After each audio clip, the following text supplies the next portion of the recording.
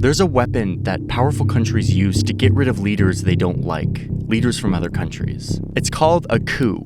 It's a French word that means a punch or a blow, because it kind of means coming in and forcibly punching out a government from power.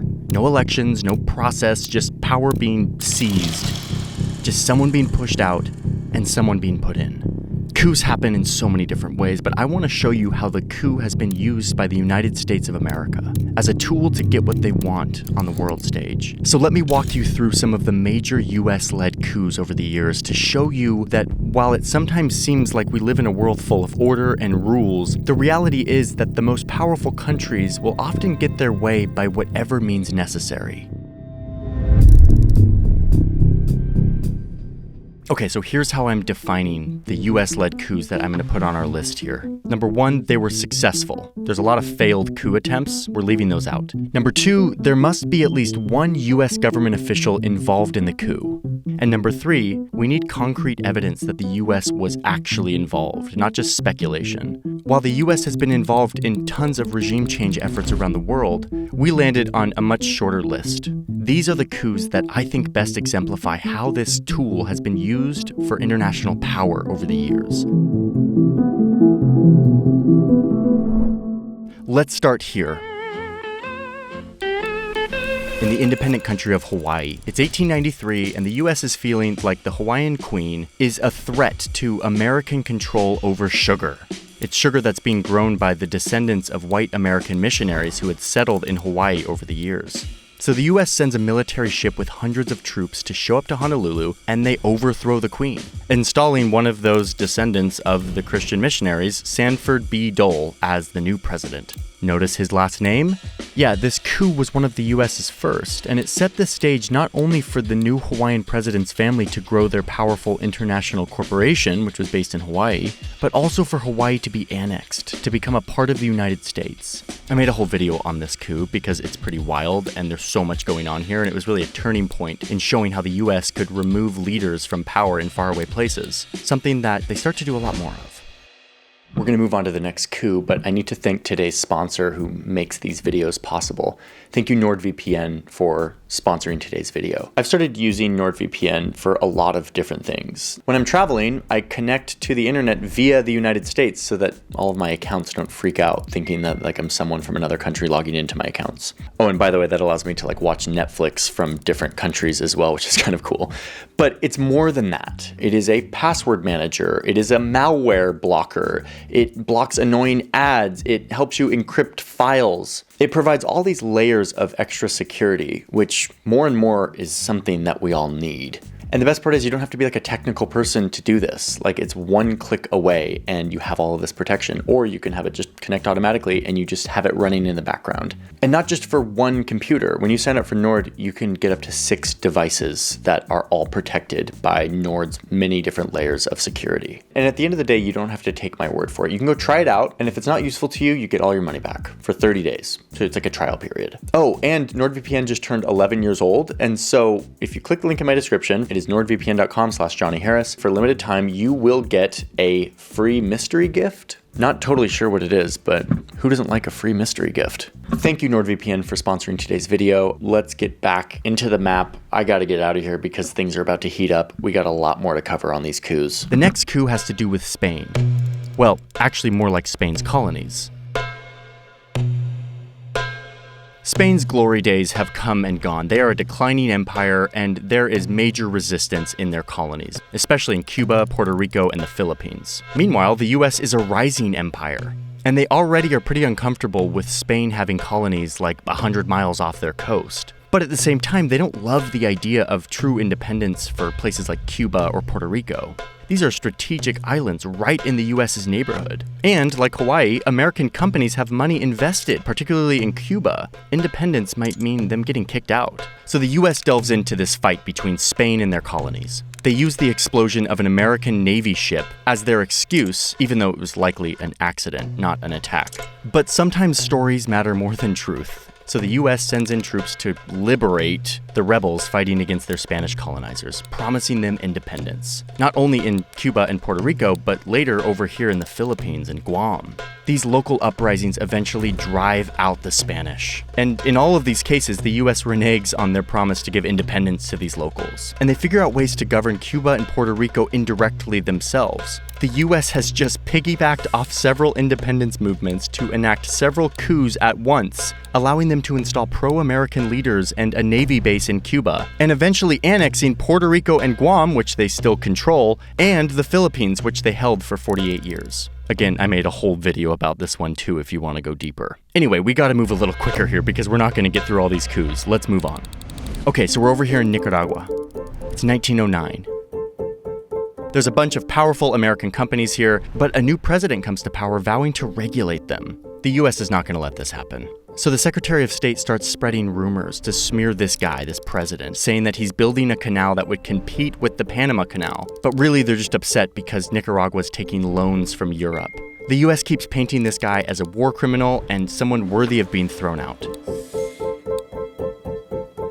So push comes to shove, and the US sends ships to both of Nicaragua's coasts. They assemble a bunch of Marines in Panama, basically just flexing on Nicaragua and telling the president to step down.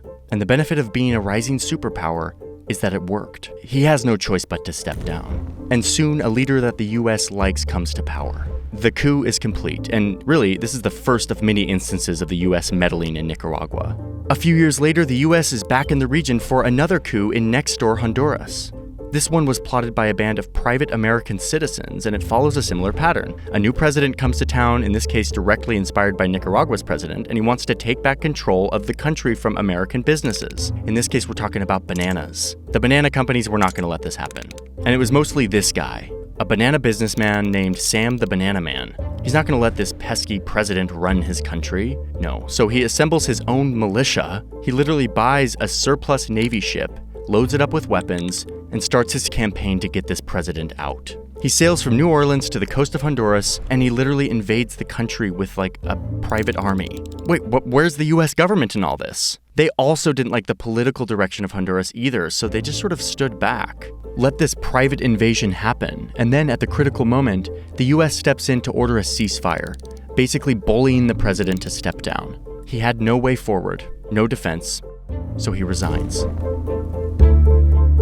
And the Banana Man's leader of choice takes the presidency, giving the banana businessman land and a unique status to import anything he needs tax-free. And, wait for it, he refunds him for all of the coup expenses using public Honduran money. This Banana Man literally overthrew the government and made Honduras pay for it. Wow. Okay, so let's move forward to the 50s, where the coup becomes a more useful tool in the American toolkit. There's this new US agency dedicated to collecting and analyzing information from all over the world, meaning for spying. They call it the Central Intelligence Agency, the CIA, and it completely revolutionizes the art of the coup. Oh, and at this point, the US is now a full-blown global superpower, no longer just looking in their own neighborhood, but rather at the whole world map, investing huge resources into fighting their global rival and its communist ideology. So this gets us to Iran, 1953, where Iran had just elected a new star politician, Mohammad Mossadegh. He rises to power believing that Iran must take back control of its most valuable natural resource, oil, which at the time was completely controlled by a British company called the Anglo-Iranian Oil Company. We know it today as BP. Mossadegh is done with this. Let's kick the British out and take back our oil. But like the US, Britain is not happy with Iranians trying to take back their resources. So they warn that if they do this, there will be consequences.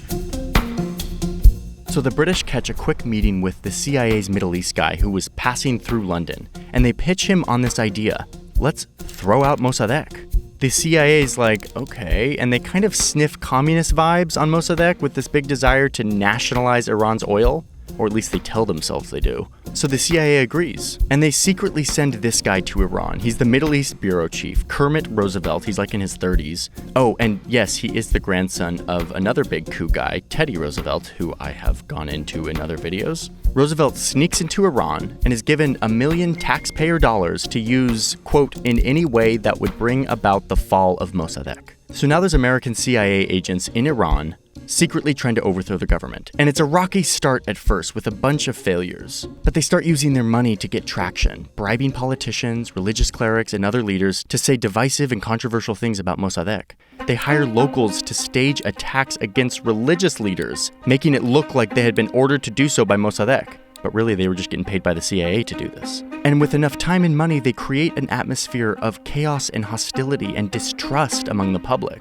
Oh, and there's weapons. The CIA stashes enough weapons and explosives to support a, quote, 10,000-man guerrilla organization for 6 months, like just in case they need to, start a full-on conflict. The result of all of this is more violence and chaos that engulfs the capital. Shops are being destroyed, bullets are flying into mosques, people are beaten, and thousands of paid demonstrators flood the street. The city falls into anarchy, all of it orchestrated by CIA money. And in the end, this all results in a bloody shootout at Mossadegh's house. He eventually gives up and turns himself in. He's put through a sham trial and found guilty of treason and sentenced to 3 years in solitary confinement and then house arrest, where he stayed until his death.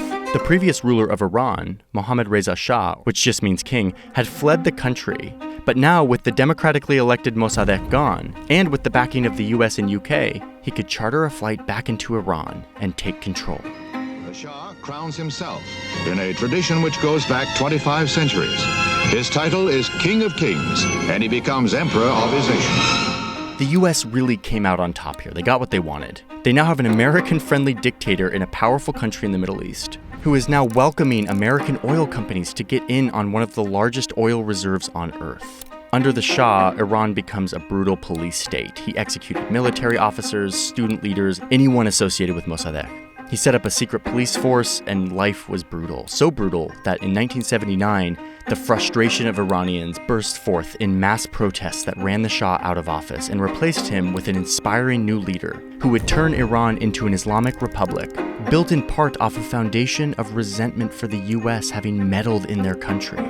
The Islamic Republic has held power ever since, and has morphed into the oppressive theocracy we know today, though maybe not for long. Before we go on, a quick reminder that all of these coups, these plans to overthrow leaders in other countries, did not require American votes or consensus or approval of Congress. It was usually just a few key men in government buildings in Washington, D.C. making this happen. These people would go on to define the Cold War and shape so many covert operations around the world that many of which we'll never know about. Okay, let's keep going.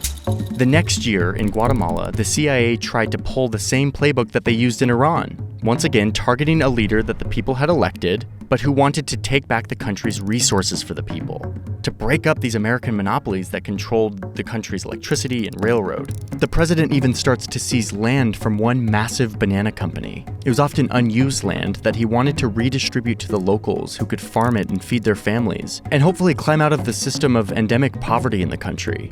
Once again, I made a whole video on this, the geopolitics of bananas in Central America. But the fact is that the US decided that they had to defend the banana companies, or else more communist reforms would spread. So the US President and Secretary of State ordered an overthrow, and the CIA got right to work. The CIA hand selects a leader that they want to be in power. And then they start giving equipment and training to a bunch of Guatemalan exiles and private soldiers. They set up a secret operation base on the outskirts of Miami. They start delivering weapons to the Panama Canal. But like the other coups, it can't just all be about weapons. They gotta own the information space. So they create a radio station that sounds like it's a local Guatemalan radio station, but really it's being operated out of a small town in Florida. And they start publishing fake news about an uprising, unrest, a rebellion. And then, at the same time, the fighters that the CIA had trained and armed invades Guatemala. Pilots start dropping bombs on fuel tanks and military posts and airports. But they weren't starting a full-on war. They weren't trying to cause real damage. They wanted it to feel like a domestic uprising, like a war was on the horizon, to freak people out. And for many, it totally worked. They thought that this was a real uprising and had no idea that the CIA was behind it all. But the president knew what was up. He had messed with the USA, and now he's hearing about it. Military leaders in his circle are feeling the pressure from the big bully from the north, and they turn on him, and he eventually surrenders. On his way out, the president addresses his people, makes it very clear that, quote, the United Fruit Company, in collaboration with the United States, is responsible for what is happening to us. And just like that, one president is out and the hand-picked CIA option is in. This new regime is brutal and goes on to do horrible things, detaining people they thought were communists, killing prisoners, breaking up labor unions, and in the process, restoring the banana company's land and ensuring that they maintained their hold on this economy. This kicks off an era in Guatemala of more political assassinations and instability, something that still plagues the country today. And yet to this day, there is no evidence that the Soviets were ever slightly interested in Guatemala. Communism was once again the excuse, but really this was about securing American business interests, tearing a country apart for bananas. Bananas taste the best and are the best for you. All right, let's go to Africa. So it's 1960 here in the center of Africa, a country called Congo. They just gained independence from Belgium, and they have an election. And this guy, Patrice Lumumba, wins, becomes the prime minister. But immediately, over in Washington, the communist alarm bells instantly start sounding off. Because we're in the middle of the Cold War, and Congo is a place full of tons of natural resources, including loads of uranium, the main ingredient for nuclear bombs. This is at a time when Americans are keeping gas masks next to their bed and have hordes of canned goods in their basements. And officials in Washington can't risk Congo falling into the influence of the Soviet Union. So they start focusing on this prime minister. The CIA director called him, quote, an urgent and prime objective that should, quote, be a high priority of our covert action. So they pull a more political coup than the ones before. They start allying with Lumumba's political enemies and Congo's former colonizer Belgium. They bribe politicians, they fund protests and labor movements, and they circulate propaganda, similar ingredients to the previous coups. And when the moment is right, all these bribed politicians do what the CIA asked them to. They remove Lumumba from power, and the CIA is right there giving money and intelligence and advice to the new government. This political solution was actually not the first try. The CIA had tried to assassinate Lumumba in the past, but all of those attempts failed, which is why they turned to hijacking and manipulating Congolese politics, a brand new democracy, supporting the people who would eventually go on to put Lumumba in front of a Congolese and Belgian firing squad, making this effectively a political assassination, supported from an ocean away. And yet there's so much gray area in these coups. In this case, it's really tough to prove that the CIA's support was the key factor in Lumumba's assassination. It's debated to this day. An effective foreign-sponsored coup works like this, operating in the shadows, fueling divisions, appealing to the worst demons of the people on the ground, through money, through influence. All right, let's move on to the Caribbean in the 1960s. There's a brutal dictator here in the Dominican Republic. I mean, this guy's really bad. He's rumored to feed his opponents to sharks. But anyway, what the US cares about is that there's fear that a communist revolution could happen at any moment. So the CIA sends weapons to a group of hitmen who go assassinate this guy. It ends up being an ambush and a car chase. They're successful in taking him out, ending his 31-year rule. And eventually the US sends in forces to occupy the DR to make sure that a leftist candidate doesn't come to power. They restore order, and eventually a US-friendly candidate is elected. Okay, so now we have to head over to Vietnam in 1963. And boy, this is a way bigger one than we have time for, but we're trying to focus on the coup element of this. Vietnam was divided in two, between communist and pro-Western governments. The US needs the South to stay on their side, but Washington starts to lose confidence in this guy, the South's leader. He's losing a grip on the country, and the US fears that communism will take over the whole country of Vietnam. So the CIA rolls up its sleeves. It's time for another coup. This time they focus on a South Vietnamese general who also doesn't love the president, and he agrees to do the CIA's bidding. And when given the signal, the general directs his military to seize the airport and radio stations, and they block off highways. They march to the presidential palace. A bloody shootout goes down, and this president, President Diem, escapes. He happens to be with his brother, but it's not going well for them, so he realizes that he needs to set up a meeting to surrender. They're going to meet at a Catholic church. This was probably going to be a peaceful meeting, but when the generals arrive, they just kill him on the spot, saying, quote, "To kill the weed, you must pull up the roots," meaning in order to solve the problem, Diem must die. Exile was not enough. Now, the US actually didn't plan for this to happen. They didn't want to kill this guy. It was not an official order from Washington. But they made this coup happen. JFK is said to be really distraught about this, the first American Catholic president behind the coup that killed the first Vietnamese Catholic president. And incidentally, JFK was assassinated 20 days later. And one national security journalist argues that Diem's assassination actually had a greater impact on American history than the murder of JFK, because it locked the US into a decade of conflict in Vietnam, which ballooned into a long war, ending in an embarrassing defeat and a political crisis at home. One of the few coups where the US actually had to deal with the aftermath. Okay, let's blast through a few of these really quickly. I'm going to skirt over some details here. It's 1964 and Brazil is potentially veering off into communism with the rise of a new leftist leader. Lucky for the CIA, there's already a coup being plotted against him, so the US military just shows up with ships off the coast of Brazil. They airlift in a bunch of ammunition and supplies. They didn't end up having to do much, actually. Instead, they just stood by with reinforcements and watched the Brazilian coup go down. The leftist leader goes down and a new leader comes in.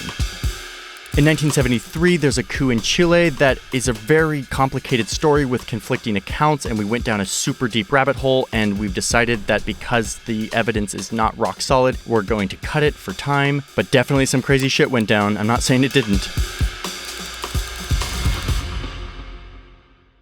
Okay, we're back in Africa, and it's the 80s, and over here in Libya, the dictator, Muammar Gaddafi, was making lots of trouble in the region, funding terrorist groups and working to expand his influence all over the region. Then he gets a call from his neighbor Chad asking for help against a rebellion. Gaddafi eagerly sends 4,000 troops to occupy a huge part of the country and makes friends with the new president by helping him exile his rival. And soon Gaddafi's getting greedy and threatening to merge Chad into Libya. The US is not into this. So Ronald Reagan fires up the well-oiled coup machine, launching a covert war, sending weapons and cash to rebels in Chad, and supporting that political opponent who was ousted, helping him fight back. And it works. The president of Chad has to flee, and the US-backed and supported leader comes to power. And now there's a conflict, and the CIA continues arming the war even after this guy is in office. The new US-backed leader rules brutally for 8 years, until he's eventually overthrown by a military officer, and in 2013 he was charged with crimes against humanity, torture, and war crimes. Okay, now let's go to this little island in 1983. It's communism again, and the US sends 2,000 troops to invade this small remote island and remove their communist leader. They didn't really know much about this small island, and they literally had to use tourism maps to plan their invasion. Anyway, American forces move in, overwhelm the Grenadian fighters who happen to be joined by their Cuban allies. The government collapses, and the US-friendly leader comes to power. Okay, back down to Central America. It's 1989, and we're here in Panama, where the US has control of a very important canal. And luckily, the Panamanian dictator has been very friendly to American interests. But the US starts losing confidence in this guy, wondering if he's really the best choice, ensuring the US maintain easy access to their vital canal. Oh, and it didn't help that this guy was indicted in Florida on drug trafficking and money laundering charges. We gotta get him out. But the straw that broke the camel's back for this guy was when Panamanian troops killed an unarmed American soldier in Panama City. The US is done with this guy, so they invade Panama with 27,000 troops. Panama's military is crushed, and the dictator is eventually arrested and sentenced to 40 years in prison. And the US ensures access to its canal after all.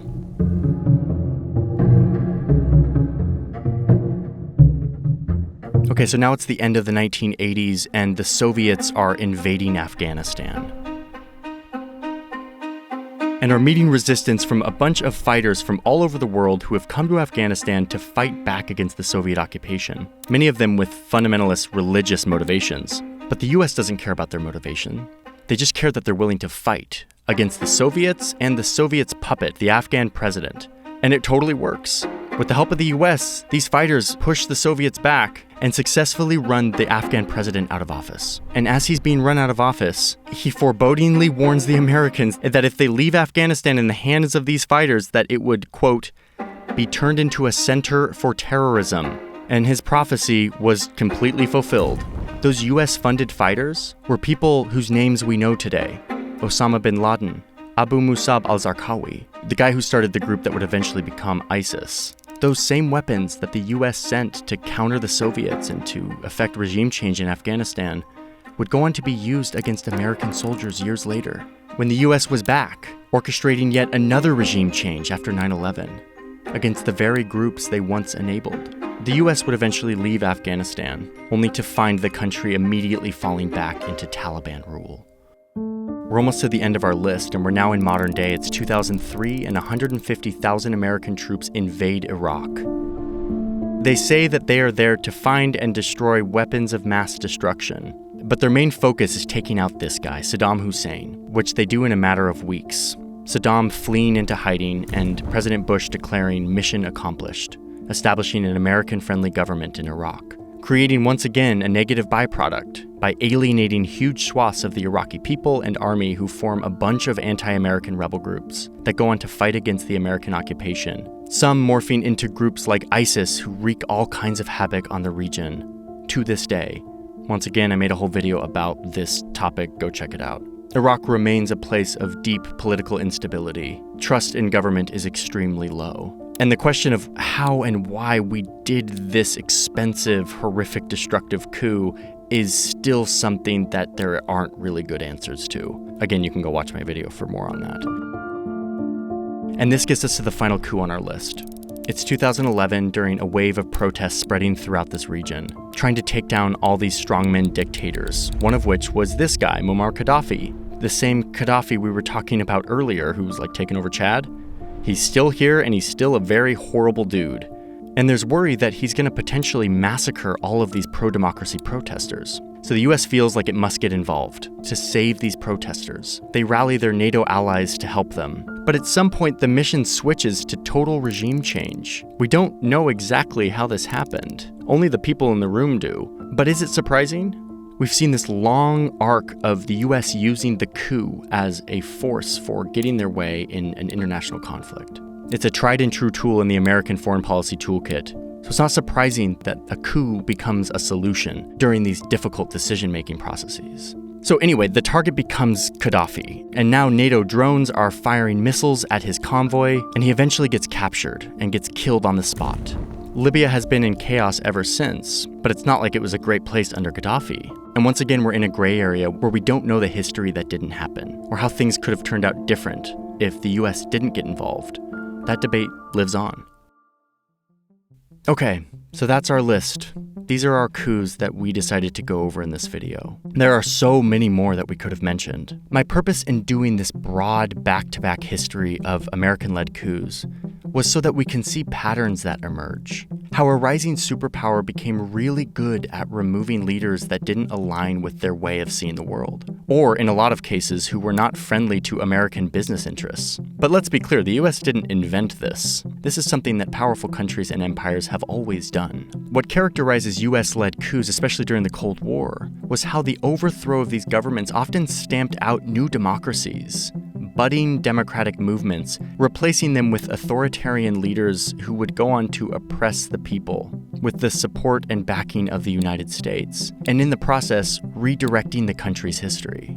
Lately, Russia has been meddling in the election process of the United States, and I've been reflecting on my feelings towards that, the violation of having an external power, sowing doubt and polarization and fear in my own democracy, in my own society. It feels like such a violation, and it is. This is giving me just a tiny taste of what it feels like to have an outside power pulling the strings in your country, tearing it apart for their own purposes, and in the process creating more problems for the people and for the United States itself, undermining any semblance of democracy or development, all in the name of keeping the US on top and dominant over the globe.